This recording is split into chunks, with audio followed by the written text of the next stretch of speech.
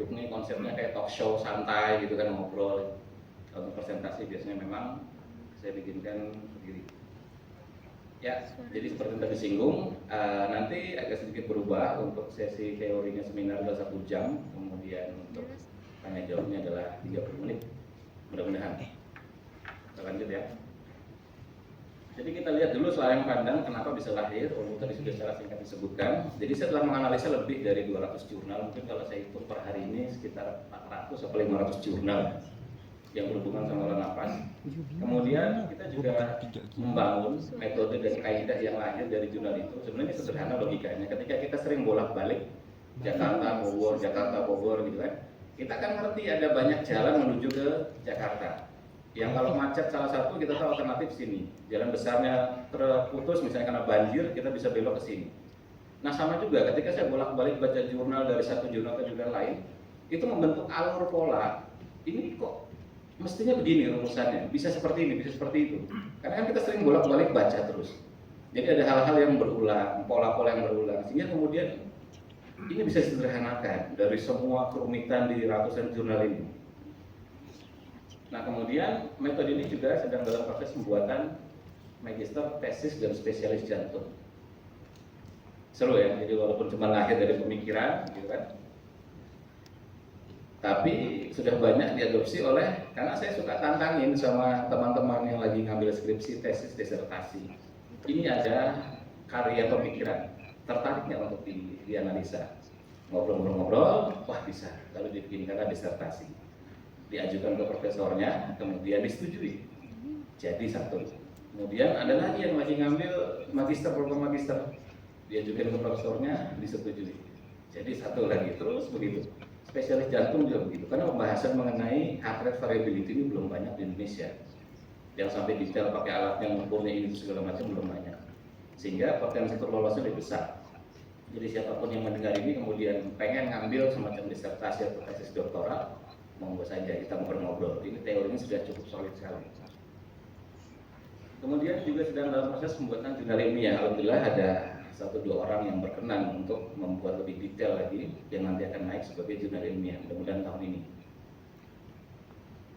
Kemudian ini yang cukup membanggakan, metode napas ritme dipakai oleh atlet silat PON Jawa Barat untuk menurunkan stres para atlet dan sekaligus peningkatan performa, dan dipakai every single day di dalam paket latihannya para atlet sehingga menjadi juara di PON kemarin, dan yang terbaru SEA Games yang kemarin juara dengan latihan dari pelatihnya plus ditambah dengan teknik nafas ini.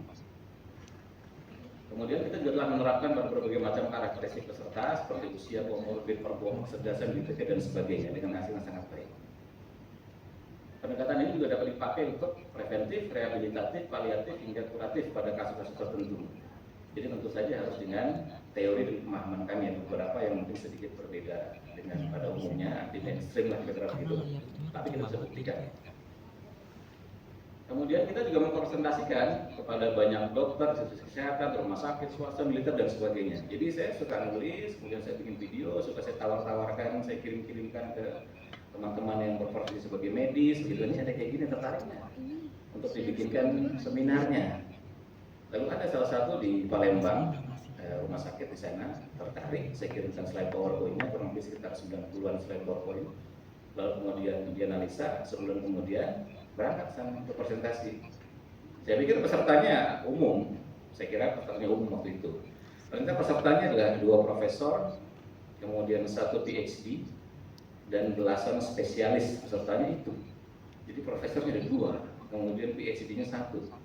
Doktornya 2, sisanya adalah belasan spesialis. Jadi yang duduk-duduk di depan ini adalah profesor, dokter, spesialis gitu. Saya nggak nyangka, saya pikir itu untuk umum waktu itu, ternyata untuk para tenaga medis.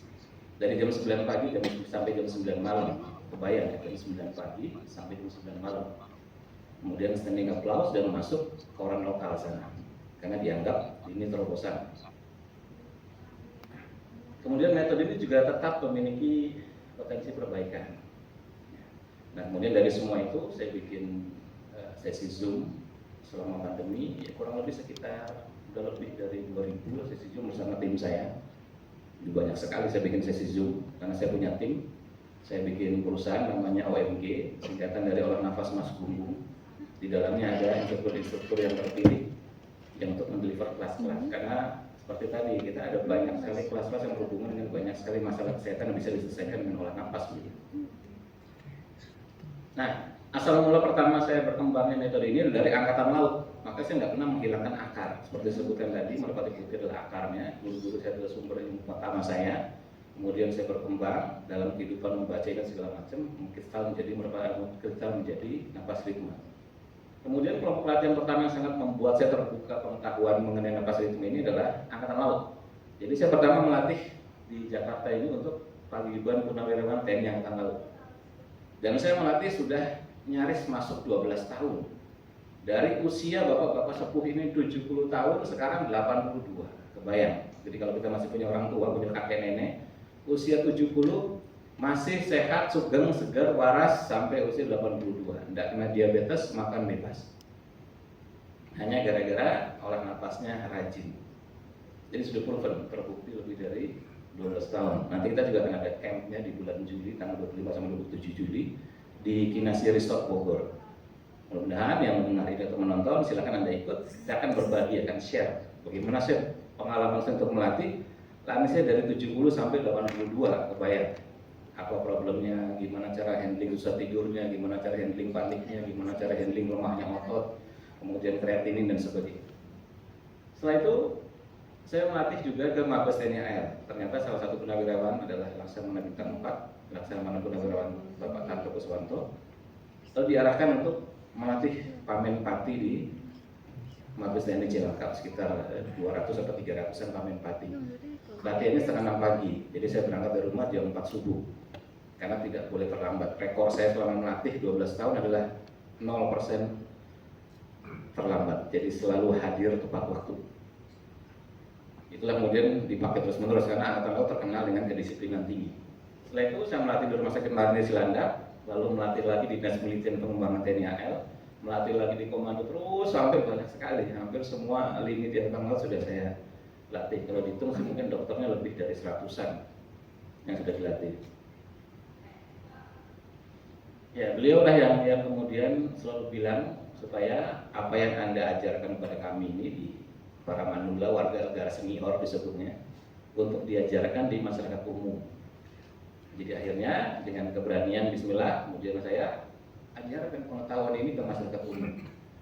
Jadi beliau nggak pernah keberatan untuk dijadikan sampling atau role model. Usia beliau saat ini adalah 82. Jadi sudah latihan dari sejak usia 70. Kebayang kan? Dari 70 tahun sekarang sudah 82. Jadi ada beberapa pergantian kepala staf Angkatan Laut. Saya juga melatih Kasal. Beliau mantan Kasal, saya juga melatih Kasal di bawahnya beliau, yakni Laksamana TNI Purnawirawan Bapak Adip Kusharyadi. Kemudian saya melatih juga Laksamana TNI Siwi Sukmaji. Jadi 3 laksamana. Nah kemudian para laksamana ini, para lansia ini menjadi role model, bagaimana cara kita mempraktekkan olah nafas pada orang-orang yang sudah sepuh dan sangat ampuh sekali. Maka sering saya bilang bahwa orang yang sudah sepuh itu wajib belajar olah nafas, wajib, nggak bisa enggak. Karena banyak orang sepuh yang aktivitasnya itu ya mungkin sekedarnya gitu kan, ingin gerak ya males, ingin olahraga jalan ya males, wajib belajar olah nafas. Kenapa saya membuktikan 12 tahun? Jadi setiap tahun saya sudah melewati 12 kali ulang tahun. Berarti kan 12 tahun itu 12 kali ulang tahun. Jadi dari bolunya itu angkanya 70 sampai bolunya angkanya 82 gitu kan. Dan saya menyaksikan betul. Makanya itu menjadi pengetahuan dasar sekali buat saya untuk mumpung saya masih muda gitu kan. Kalau yang sudah sepuh aja bisa, yang sudah warga negara senior itu bisa dibalik lagi kesehatannya, bisa dinormalkan lagi. Mestinya saya kesadarannya harus lebih besar dibandingkan yang lain. Maka saya latihan every single day. Saya ajari semua peserta yang masih punya orang tua, masih punya kakek nenek dan sebagainya untuk latihan. Atau yang sederhana ini diberikan di kelas ini nanti di workshop ini. Kemudian saya bikin juga seminar workshop di banyak kota. Saya bikin di meeting room hotel, di Palembang, di Pontianak, kemudian di Bandung, di Jogja, Semarang, Surabaya, Lampung, dan sebagainya, lebih dari 20 kota, termasuk komunitas-komunitas seperti komunitas Cancer, CISC Semarang, ini yang kiri bawah ini. Kemudian yang kedua dari kiri bawah adalah komunitas Lavender. Jadi saya berbagi bahwa olah nafas ini bisa punya potensi untuk melakukan pembalikan pada anomali sel, asal dilakukan dengan rajin. Minimal kalau mereka kemo, efek kemonya itu tidak begitu berasa. Seperti misalnya rambut rontok, kemudian bibir pecah-pecah, sariawan, terus diare, kulit gosong dan sebagainya, itu tidak terjadi ketika kita latihan pernapasan. Juga bahkan bisa membalik apabila beberapa jenis kanker tertentu sangat sensitif terhadap teknik-teknik pernapasan tertentu. Sehingga kanker-kanker seperti kanker payudara, kemudian kanker paru-paru sangat sensitif terhadap olah napas tertentu, sehingga bisa dipakai untuk melakukan recovery, termasuk menormalkan lagi, menurunkan grade stadiumnya. Nah, kemudian di mana kita bisa dapat sumber informasi napas ritme? Ya, bisa dilihat dari channel YouTube saya, itu ada lebih dari 300-an video, 250-an video. Website ini adalah komunitas pertama wisata Bogor official yang saya bikin. Kemudian website omg.co.id, dan kemudian grup Facebook judulnya Olah Napas Kebugaran Purnawirawan TNI AL Studi Group. Jadi saya memposting tulisan-tulisan saya, pemikiran-pemikiran saya di situ, kemudian mungkin testimoni, kemudian bagaimana pencapaian saya melatih para lansia sehingga para lansia itu menjadi sehat, perkasa dan berdaya. Kemudian admin saya itu Ikan, nomor teleponnya dari situ. Oke, kemudian saya sama era Zoom sudah membuat banyak sekali sesi Zoom. Jadi kalau dilihat di sini sih kurang lebih ini hanya tahun 2022 saja, belum memasukkan data 2023. Jadi 2022 itu sudah lebih dari 880 sesi Zoom dengan lebih dari 27.000 jam mengajar. Jadi kalau ada teori mengenai untuk menjadi seorang profesional itu kita harus melewati 10.000 jam terbang. Kan ada tuh bukunya ya. Ya saya sudah lebih dari 27.000 untuk 2022 saja, jadi belum terhitung pada 15 tahun sebelumnya. Jadi mungkin sudah 50 atau 100.000 jam terbang, maka sudah sangat hafal sekali. Oke, kita masuk pada berbagai cara sehat.